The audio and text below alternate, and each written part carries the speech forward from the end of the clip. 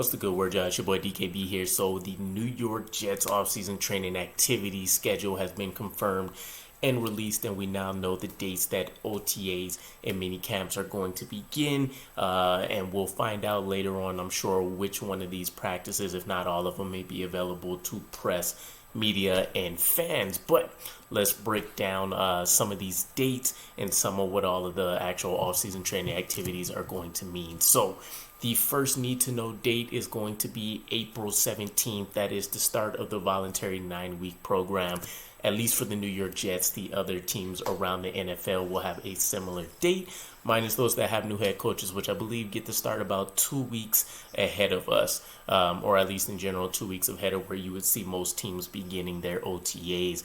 And April 17th is going to be a very important date for us because this was the stated deadline by Quinnen Williams for him wanting to have his contract extension completed.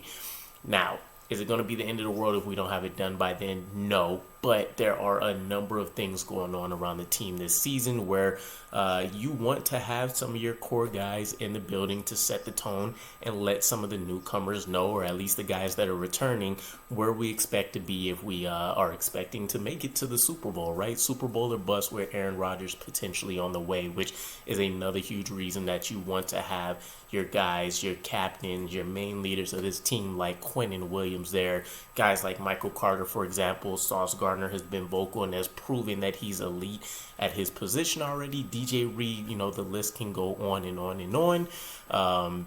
And so you don't want any distraction with Quinnen Williams skipping out or doing a sit-in just because we haven't got the contract extension done by then. So moving on, as part of this voluntary 9-week program, this is broken up into 3 phases.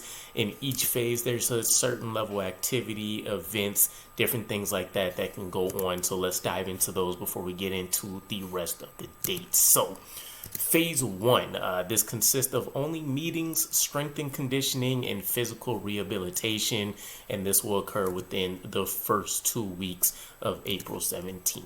As for Phase 2, this consists of about 3 weeks. It's going to be on-field workouts. This can include individual or group instruction and drills. There's going to be things such as perfect play drills and plays with offensive players lining up across from offensive players, and defensive players lining up across from defensive players. So we're not going to see a true offense versus defense type simulation or anything like that going on.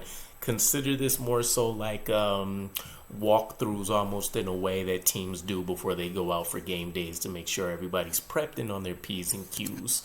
And then we have the final phase, Phase 3.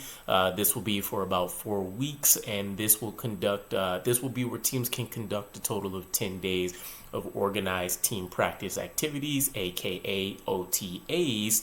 And we can't have any live contact permitted. I want to say the Lions got fined last year for going through with this, but I think I'm way off. It was a team with some kind of head coach that feels like he's the exception to the rule.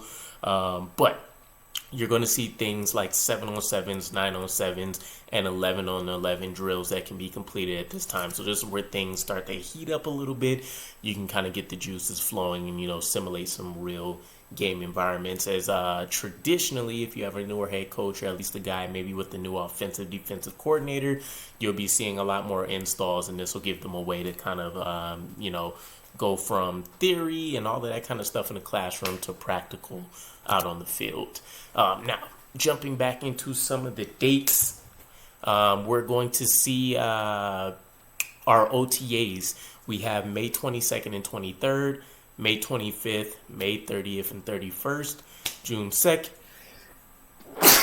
excuse me, June 2nd, June 5th and 6th, June 8th and 9th. Those will be the 10 dates for OTAs for us. Followed up with that, to wrap up the end of our 9-week, voluntary program, there's going to be a 3-day mini camp that's going to occur between June 13th and June 15th. I don't know if that is the same as so there's kind of like a a paragraph in the CBA for off-season practices that says that NFL clubs are permitted to hold a mandatory veteran minicamp during the final phase. I would assume that's what that June 13th to 15th date would be. There could be a separate one, though, and then again, that'll be strictly for veterans. But I'm excited. I can't wait. It would be dope to be able to get out there and actually see some of this stuff on the field. I won't be able to go with the little ones, but hopefully we have our guys like Jets Media, maybe Green Bean King, get out there. Maybe my boy Gino from Everything NYJ will be able to fly out. Who knows? Either way, it'll be a lot of fun. Check out the video I put out that mentioned us potentially being on Hard Knocks. Even if we don't end up being on there were 7 storylines that I gave you guys that I think would be pretty interesting, regardless of us ending up on Hard Knocks or not.